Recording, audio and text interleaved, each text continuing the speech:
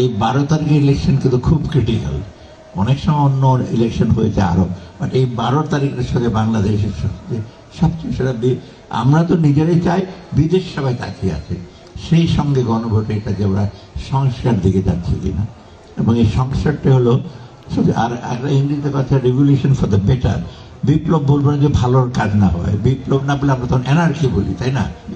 কিন্তু এই যে জুলাই বিপ্লবটা হচ্ছে একটা বিপ্লব, এবং এটাকে দেশ ভালোভাবে এটাকে নিয়ে যাওয়ার সামনে নিয়ে যাওয়ার জন্য আপনারা সবাই চেষ্টা করবেন।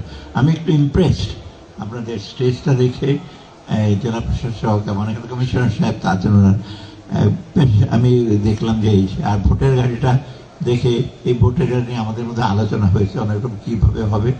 ফারুক একটু ইনোভেটিভ আর শিল্পী মানুষ, বহু রকম আমাদেরকে বোঝালো, আমি তো আর বুঝতে পারি এখন দেখে কিন্তু একটু মোটামুটি যাও। আমি যখন ঢাকায় গিয়ে বলবো যে সবাই ইমপ্রেস হয়। আর আমি সিরাজগঞ্জের জেলা প্রশাসক, কর্মকর্তা এবং কমিশনার সাহেব আছেন, এবং নিশ্চয়ই মন্ত্রী পরিষদ সচিবও এটা একটু সন্তোষ প্রকাশ করবেন যে তার অ্যাডমিনিস্ট্রেশন লোকদের সাথে সাথে জনসাধারণ সবাই ডেভেলপমেন্ট অ্যান্ড এনজিও সেক্টরে যান, সবাই আপনারা এসে করবেন।